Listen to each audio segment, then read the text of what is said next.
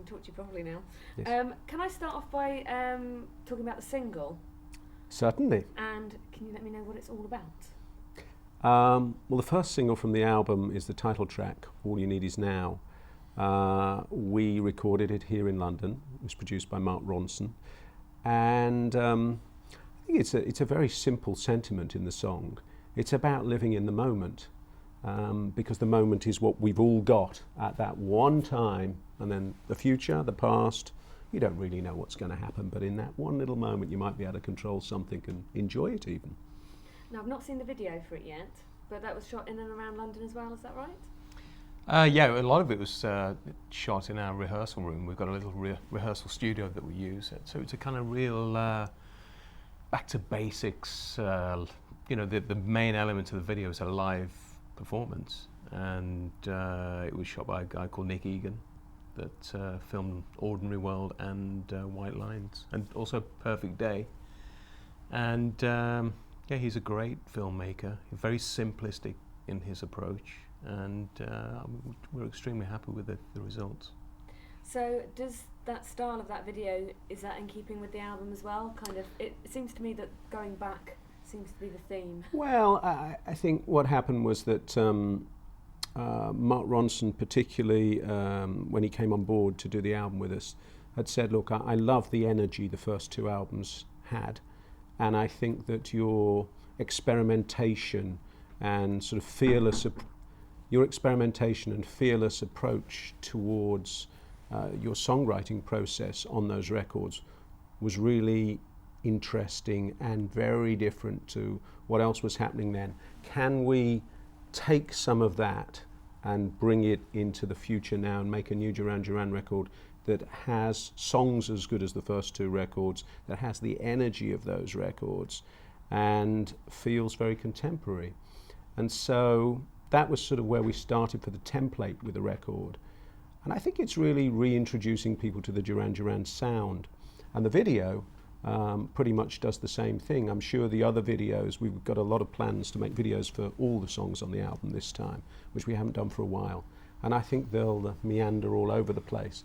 But this first one is quite basic. How easy was it to go back to the Duran Duran sound with the first two albums? It wasn't really an easy process. I mean, this album took 2 years. We've just come out of 2 years in the studio. That's why we're looking very happy today. We're finally at the end of it. But we didn't really have a time limit on this. We knew that we just had to make it right. And you know, we didn't say we've got to have it finished last year, next year, the year before, or whatever. It was just when this album was right, that was when the album was ready for release. You know, a lot of the music was recorded very much in the same way we recorded the first two albums. It was back to like a live approach of playing the songs.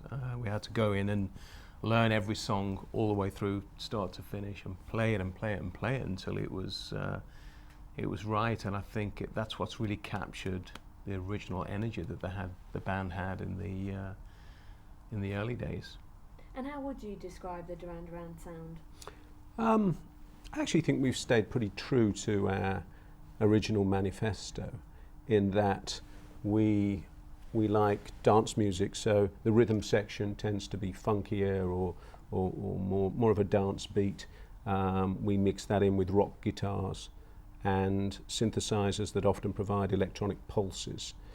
And then the melodies, what we work on with songwriting is to try and make sure that each element of the arrangement, the melodies, the lyrics are all as good as we're ever going to get them.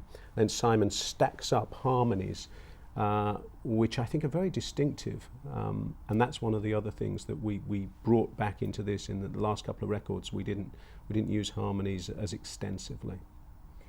I know Mark was a big fan, Mark Ronson. Did he admit to having a poster of you guys on the wall or anything like that?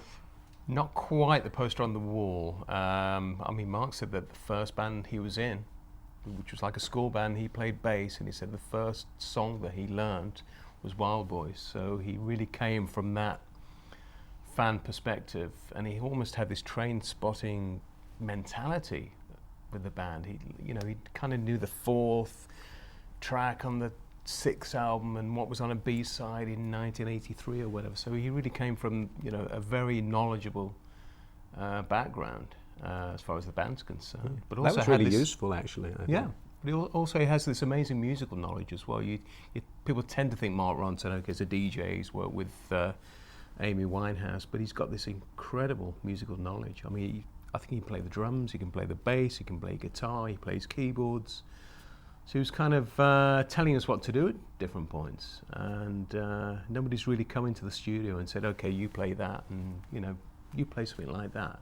Nobody's done that for a while. You know, but it was really good having somebody that had that outside vision of exactly how the finished article was going to sound.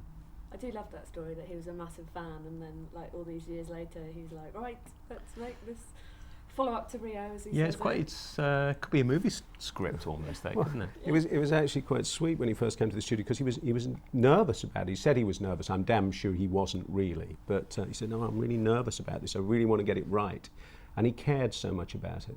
And he was incredibly tenacious throughout the whole process. I mean, 2 years, the longest we've worked on an album in a long time, and for him, certainly the longest he's ever worked on an album. But we all just felt, when we'd set the bar quite high with the songwriting early on, we happened to get a couple of things that were really good, and then everything else had to come up to that standard to even be under consideration for the record. Actually, he does have a funny story as well. When he was a kid, apparently he went into his hairdresser. He said, can I have a John Taylor, please? And the guy cuts his hair. He spends about an hour in there trying to get the hair exactly right. And he comes out and he says, that's a Nick Rhodes, that's not a John Taylor. Did you tease him about that? No, he well, told he told us us actually about it. So Excellent, that sounds great. When you're not working in the studio, what are you doing in your time out? I know you're really into art. Well, in our downtime, I mean, I do a lot of photography. If I get a minute, I watch a lot of movies. And mostly then, after a few days, I just want to go back into the studio. I sometimes do remixes, produce other people, write more stuff that we eventually end up using one way or another. We're always in and out of the studio, because we have our own place here in London, which has been great for the last few years. How about you? What do you I've kind of got into DJing a lot the last few years, because, as Nick said, we have so much downtime. You know, we come off tour and you start thinking about making an album. By the time you get around to starting the album, it's usually a few months. So I started doing some DJing, and that's kind of taken me all around the world the last few years. He's so in demand now. I always say, where's Roger? Oh, he's in Brazil this weekend. Oh, he's in Moscow. Oh, he's in Moscow.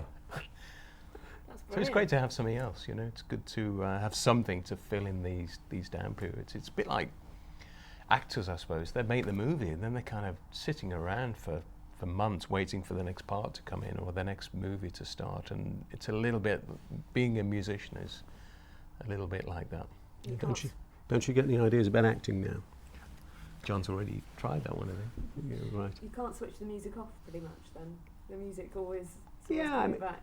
I think the thing is, if you like writing music, it doesn't ever go out of your head. I mean, I'll see something in a magazine, I'll see a headline, I'll start writing down something for a title in my book, and then once it's in there, it's in my head, and I'm starting to think of tunes for it, and I show it to Simon, and we just develop things, and then when we're all in the studio together playing, you can't get it out of your system, no. How about friends and family? How do you make the most of seeing them when you're not working? Well, yeah, it's you have to really grab the time, and you have to make it really intensive time, because once we get on the road, I mean, we go for months and months, and that's probably the toughest part for me. Is once you're on the road, you can't get off. It's a bit like sailing, being on board ship. You can't just jump ship for the weekend and go and see the kids or the family. You're there on the tour, and you're there for a long time, and so when you do get home, you have to really make it quality time, I suppose. What else was there? Just quickly, how's this year been for you? Obviously, it's been. Do you feel like you've achieved something looking back? Yeah, I think this has been an incredible year for us, actually, because we spent most of it working on the album on and off. We played a few shows, but not so many. And now, finally, as we've come towards the end of the year, we're putting out the record. Well, first digitally on iTunes on the 21st of December, and then next year the vinyl and CDs come out, think late February.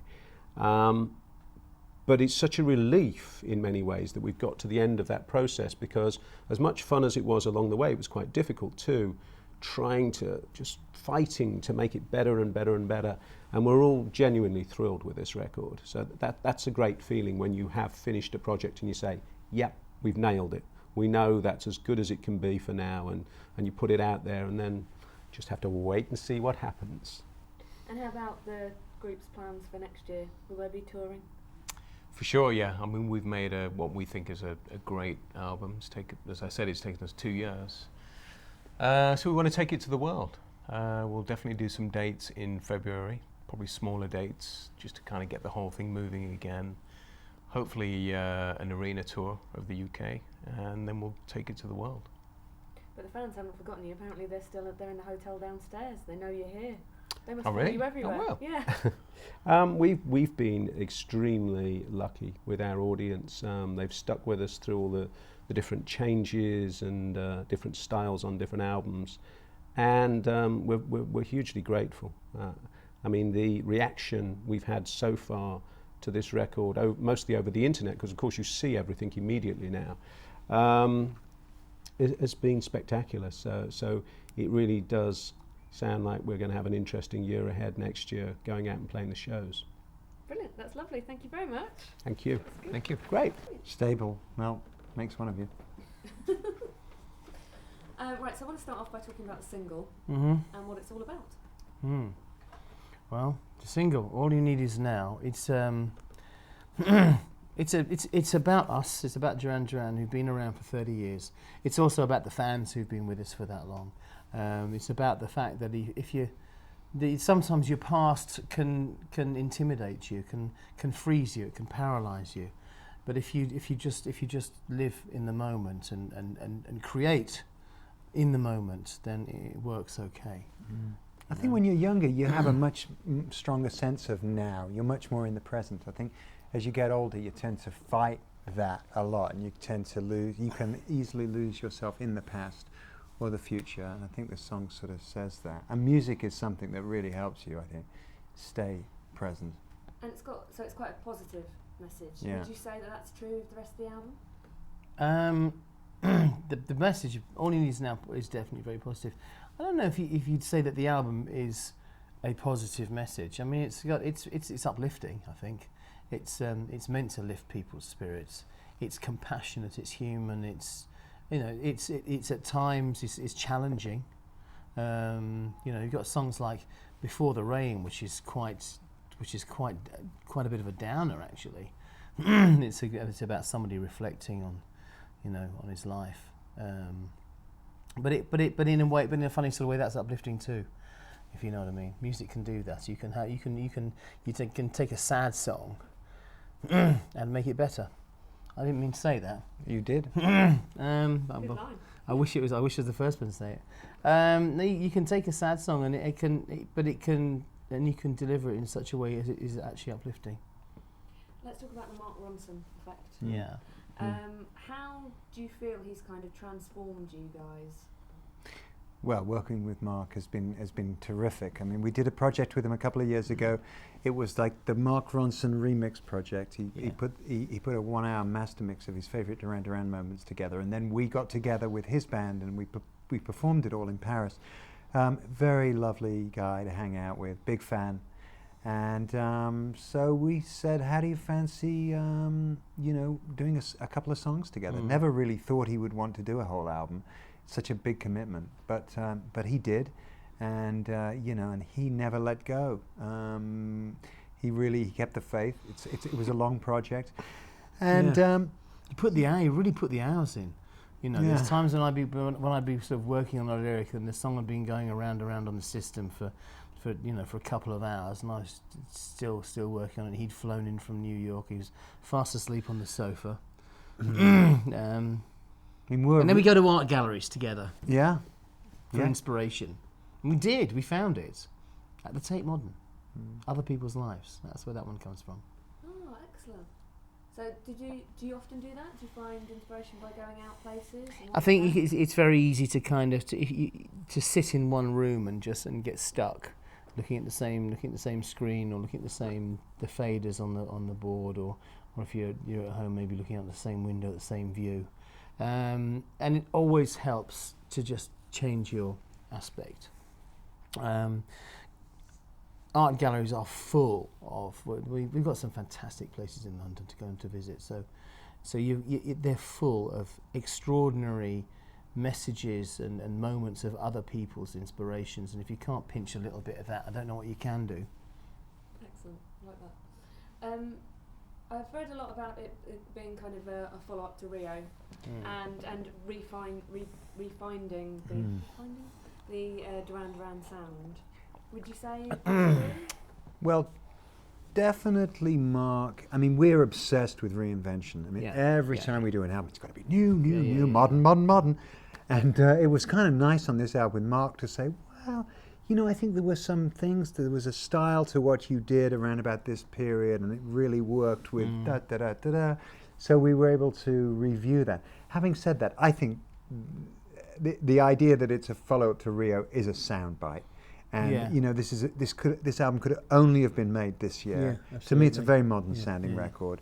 But if you like Duran, or if you've got you know, if you like classic Duran, you know, you're going to like this. But it sounds like a modern record. We didn't consciously go out to try to make a record that sounded like it was written and recorded in 1982. Oh, I'm glad you've sorted that out. That's great. You've got Khalees on the album. Yeah. How's she? Khalees sings on a song, The Man Who Stole a Leopard. We've also got Nina Hossay, the newsreader, on the newscaster, on the same piece of music. Khalees worked out great. We had this. We'd written the song, and the vocal melody demanded another voice. It was one of those things that would be impossible to sing on your own, and we've always wanted to do like a male-female hookup with the vocals on a Duran Duran song, and so suddenly had this opportunity, and really Khalees was the best person who could have done it. She brings this incredible, I mean, her intonation and delivery is wonderful, but as well as that, she brings this incredible sex appeal as well. Everything that Khalees, you know, all the baggage that comes with her, it's quite amazing. I mean, she's a very flamboyant performer. I mean, I'm sure you've seen her videos or seen her live. She's really very stunning visually, with this beautiful voice, and it works so well with that piece of music. Yeah, I have seen her live. She's amazing. Well, it's quite incredible. Yeah. I'm really interested that you got her on. I love her voice. When you're not working, what are you getting up to? You've been sailing again, I'm afraid? I've been doing a little bit of sailing. Yes. You've done a lot of sailing this year. I've done this year. In the last 2 years, I've done over 10 regattas. I've really really worked on that a little bit. It's a lot of fun, you know. It's great to do a competitive sport at that kind of level. It's when you're my age, you know, not many you can do. Golf, sailing. Do you golf? I hate that question. I can't think of one cool answer to what. Do you golf? No, to what do you do when you're not working? Oh, yeah, you read a lot. Yeah. Reading's not cool? Yeah, it is cool, isn't it? Yeah.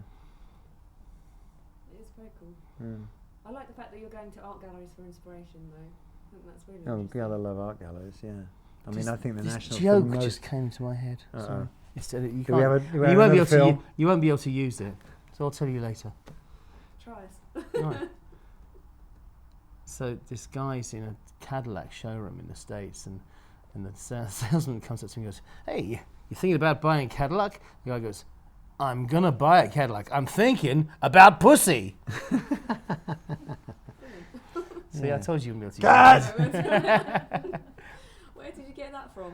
Oh, I did. Yeah, long Somebody story. must have told it you when you went to an art gallery. gallery. Just wondering, what do you do when you're not doing music? Buy Cadillacs. All right, okay. Yeah. How about kind of spending time with friends and family? Because obviously you tour Oh, a lot. nothing worse than spending time with friends and family. Yeah, To be friends. avoided at all times. This is why you like touring. Yeah, no, we do like being on the road, actually. No, we like spending time with our families. They just don't seem to want to spend time with us. Don't know what that is. They get used to you guys not being around. Yeah, exactly. What they're- is it like when you're kind of away on tour a lot and promoting and in the studio until all hours. What do you mean on what does it do to your home life and your family? Well, we've got very tolerant families, and I think they also like us being out of the house a bit as well. Keeps you busy. I think what it means is when you come back and you're not working, you really do immerse yourself in your family life. They really get 100% of you. You know, I grew up. I used to see my dad for 20 minutes in the morning and a couple of hours in the evening.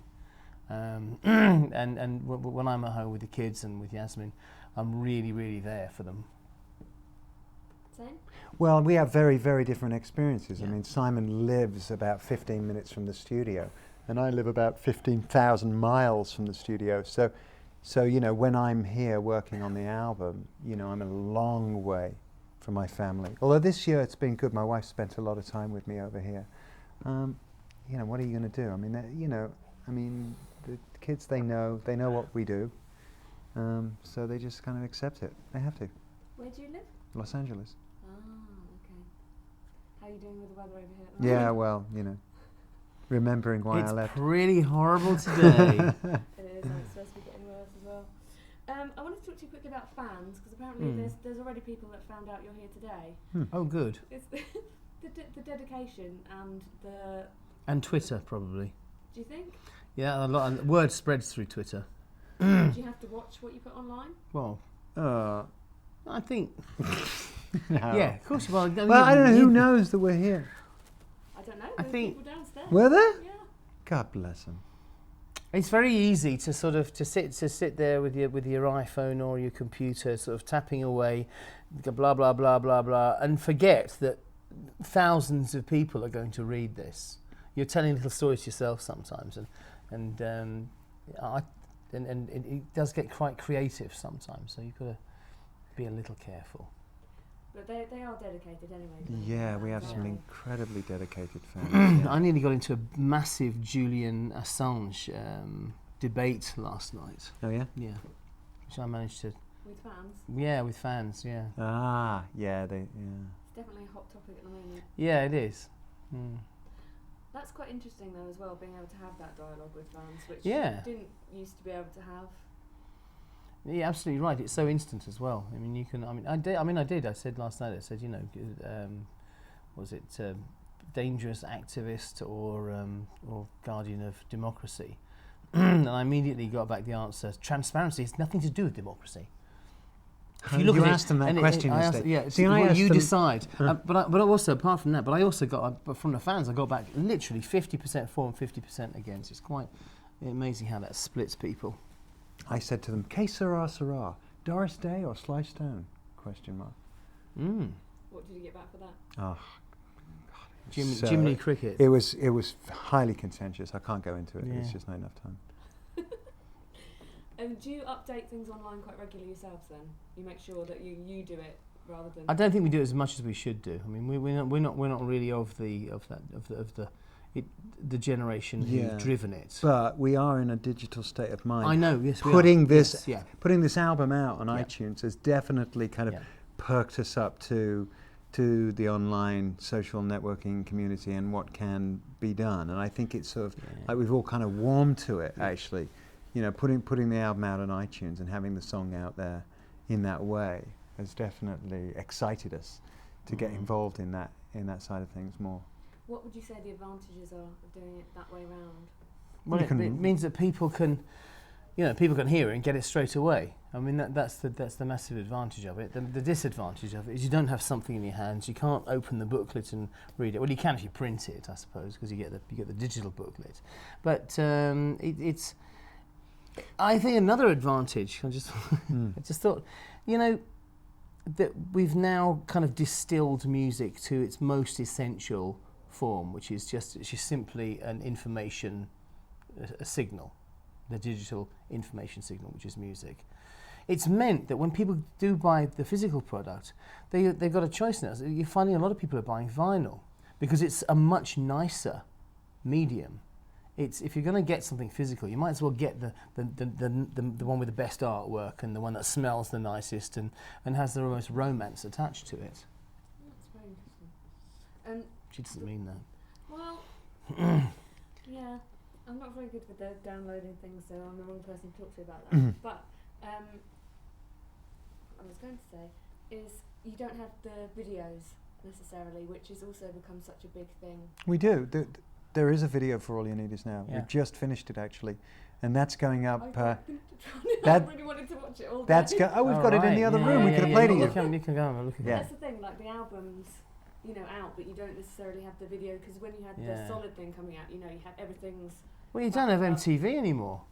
Well, you do, but they play game shows or reality. You know, it's like what is it, Jersey Shore or whatever.